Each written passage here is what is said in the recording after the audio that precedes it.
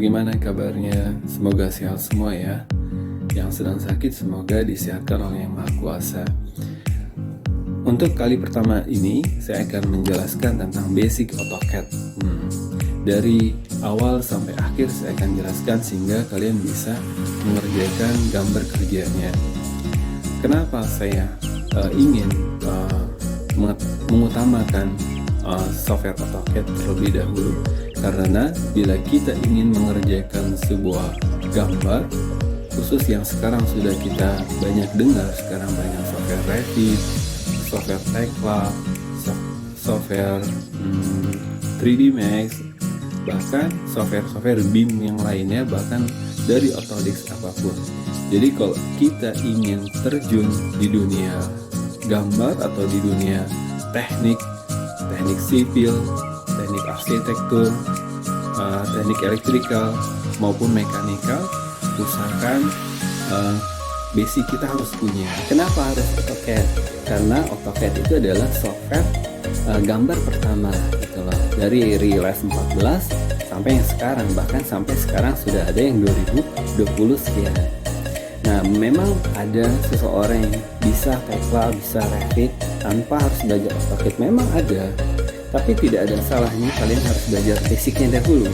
Coba bandingkan orang yang sudah punya basic AutoCAD dengan orang yang tidak punya basic AutoCAD, dan lalu dia ingin belajar software-software yang tingkat kesulitannya lebih tinggi seperti tadi saya bilang, dari Tekla, Revit, dan lainnya. Pasti akan ada perbedaan yang sangat terlihat. Dari apa? Dari kecepatannya, dari cara dia memahaminya, dan dari cara dia menyelesaikan tugas-tugas yang akan diberikan oleh pemberi tugas nanti. Jadi saya sarankan dan saya harap kalian yang ingin belajar software-software yang tingkat kesulitannya lebih tinggi, ya belajarlah AutoCAD gitu kan. Karena software ini sangat tidak terlalu sulit, sangat mudah buat kalian yang ingin punya kemauan untuk belajarnya. Jadi kalian lihatlah video ini bagaimana cara pengenalan dari AutoCAD sampai akhir nanti. Saya akan menjelaskan secara detail pada kalian, dan saya berharap pada kalian bisa mengikuti video saya ini. Sekarang lihat penjelasan pengenalan AutoCAD-nya. Oke teman-teman, sekarang teman-teman sudah berada di depan komputer atau laptop. Sekarang kita buka program AutoCAD-nya. Nah, di sini program AutoCAD-nya ada dua pilihan ya, bisa double klik, bisa klik kanan open. Jadi kalau misalnya double klik itu ya klik dua kali icon AutoCAD-nya, atau klik kanan, klik mouse kanan ya. Lalu di sini ada open ya, open seperti ini. Kita buka. Nah, tampilan dari AutoCAD-nya seperti ini ya. Nah, di sini karena memang saya memakai AutoCAD 2014, di sini tertera Autodesk AutoCAD 2014 Drawing 1.dwg. Nah, itu adalah title bar ya. Jadi kalau misalkan kita nanti sudah membuat nama filenya, misalkan rumah tinggal, berarti di sini ada rumah tinggal project jadi title bar itu adalah nama dari file tersebut.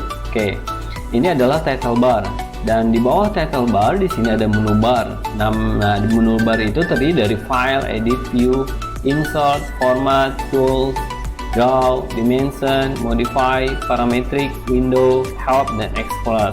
Nah, apa itu menu bar? Menu bar di sini adalah suatu perintah-perintah yang telah tersedia gitu. Jadi kalau kita ingin membuat sebuah perintah-perintah baru, di sini sudah terdapat model-modelnya ya, seperti ini.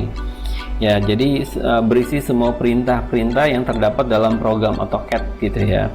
Nah, di bawah dari menu bar di sini ada toolbar standar. Nah, toolbar standar itu ya seperti kayak open, file, save, open, save, ada plot, dan yang lainnya. Jadi toolbar standar itu adalah toolbar yang berfungsi sebagai mengakses dengan cepat sejumlah manajemen file dalam gambar. Ini kalau saya tarik, dia akan seperti ini. Nah, ini adalah toolbar standar.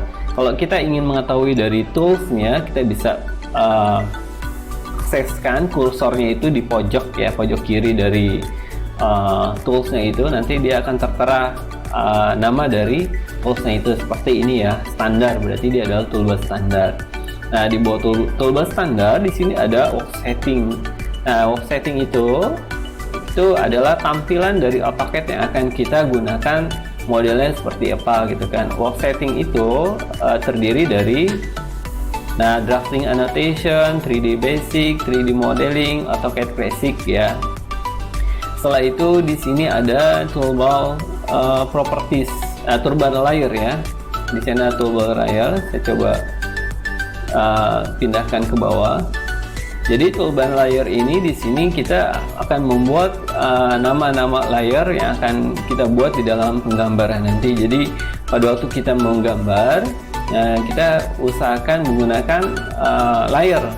Apa tujuannya dari menggunakan layer? Jadi bisa membedakan objek-objek yang kita gambar, sehingga pada waktu kita ingin meniadakan gambar yang tidak kita butuhkan, itu sangat mudah dengan menggunakan layer yang sudah kita buat. Nah, di sini ada toolbar style ya. Nah, ini toolbar style. Apa itu toolbar style? Jadi toolbar yang berfungsi untuk mengedit, terus menyesuaikan dengan teks yang kita inginkan. Biasanya di sini adalah fungsinya buat mengedit teks ya. Dan selanjutnya di sini ada, saya coba turun ke bawah. Ini dia. Nah, ini adalah toolbar properties ya. Toolbar properties itu adalah dimana fungsinya sebagai keterangan dari objek nanti akan muncul semua di sana. Jadi pada waktu nanti gambar sudah dibuat, katakanlah saya akan buat gambar seperti ini, persegi panjang.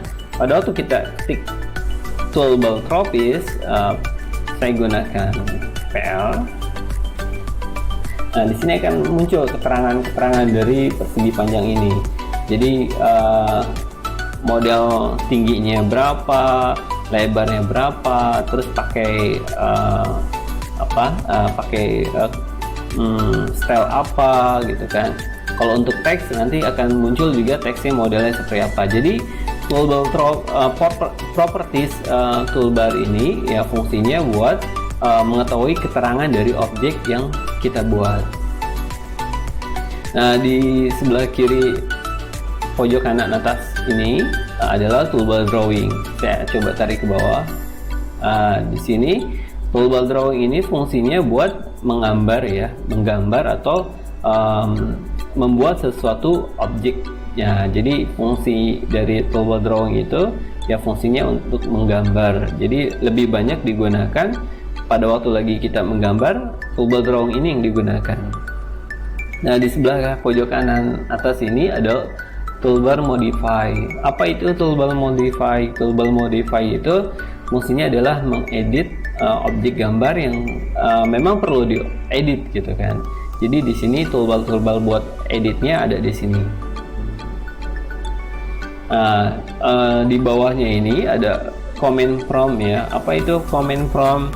Jadi command prompt itu di sini adalah sebuah perintah-perintah untuk mengakses yang kita inginkan.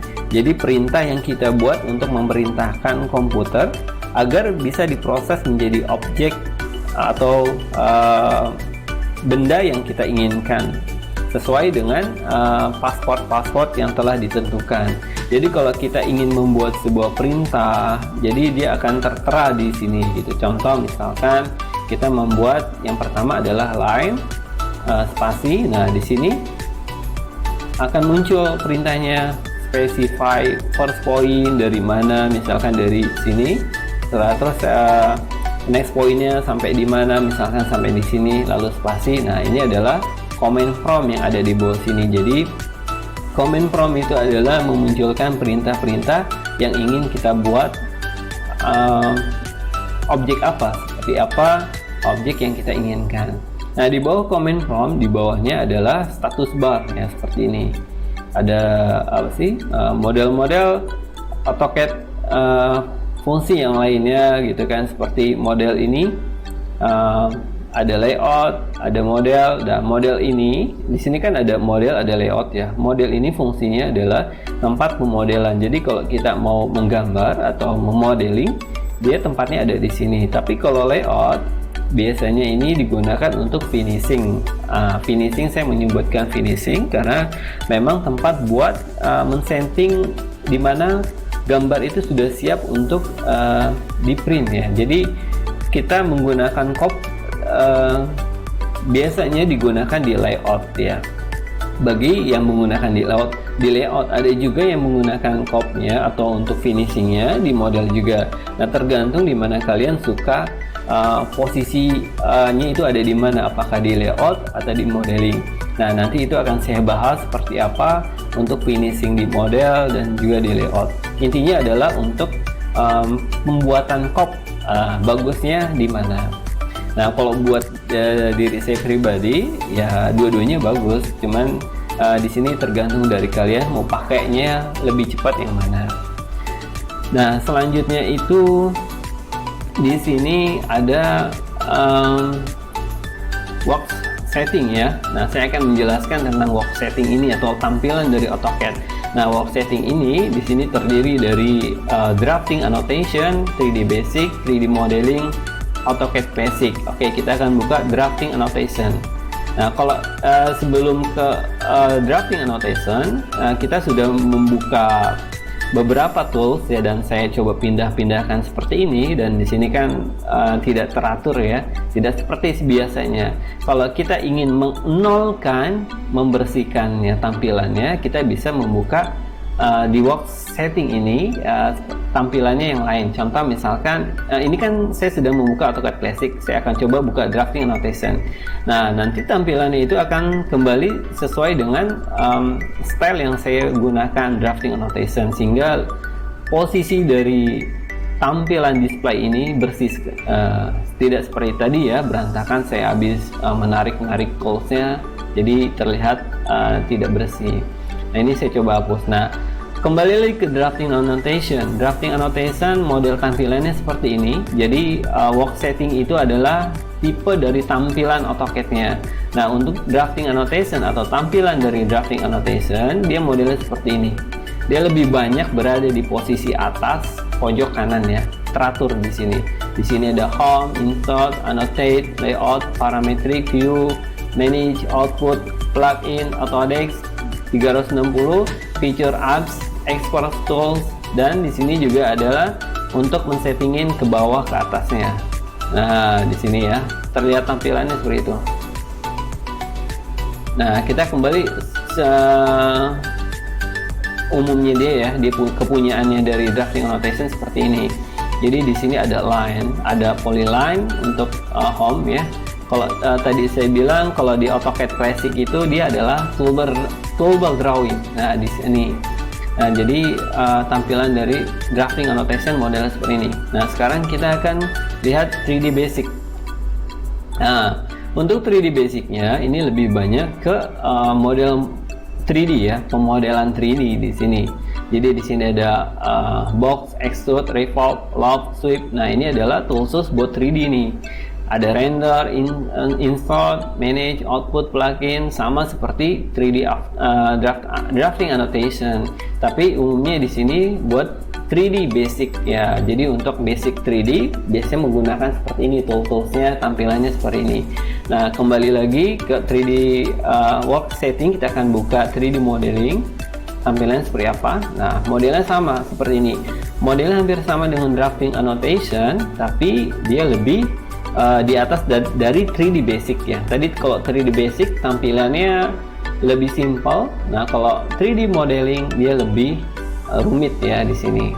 Jadi memang 3D modeling itu dikhususkan buat pemodelan 3D gitu. Jadi kalau pemodelan 3D gunakan 3D modeling karena toolsnya sudah tersedia di 3D modeling.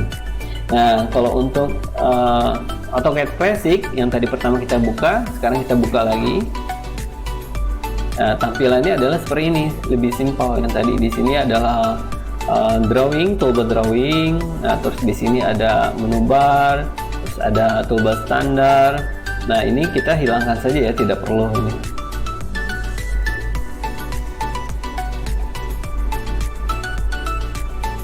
Oke, kita close. Nah, tampilannya seperti ini, simpel sekali ya. Jadi tergantung dari kalian suka tampilannya seperti apa. Tapi kalau saya sarankan AutoCAD Classic itu lebih simpel, ya gunakanlah yang simpel-simpel tapi tujuan kalian tercapai. Nah, untuk selanjutnya saya akan menjelaskan tentang kunci-kunci AutoCAD yang harus digunakan. Nah, jadi teman-teman saksikan terus video saya, jangan kemana-mana, karena dengan kalian bisa menggunakan kunci-kunci AutoCAD, walaupun kalian menemukan AutoCAD 2020 bahkan seterusnya, dengan kalian bisa gunakan kunci-kunci AutoCAD tersebut, kalian akan bisa menggunakan software-software di atas dari 2014 atau pemodelan yang sudah sangat tinggi sekali. Jadi untuk selanjutnya saya akan menjelaskan tentang apa itu kunci-kunci dari AutoCAD yang harus kalian bisa. Bagaimana teman-teman? Kalian sudah lihat kan penjelasan pengenalannya. Nah, untuk selanjutnya nanti saya akan memberikan penjelasan lebih detail-detailnya. Untuk saat ini untuk pengenalan dahulu. Nanti untuk next video saya akan memberikan pada kalian tentang lebih detail lagi, sehingga kalian bisa lebih mengenal tentang tools-tools dari AutoCAD. Tidak hanya itu, saya juga akan memberikan tugas pada teman-teman agar teman-teman bisa mengerjakannya di rumah. Oke, work from home. Oke, seperti itu aja ya video untuk pertama kali ini, dan tunggu video-video yang lainnya yang insya Allah bermanfaat untuk teman-teman, khususnya buat pribadi saya. Oke, kalau gitu saya sangat berterima kasih pada teman-teman yang sudah melihat video saya. Semoga teman-teman yang mau belajar AutoCAD atau yang sebagai pemula bisa lebih baik dari sebelumnya. Oke, salam dari saya, salam sukses, sampai jumpa.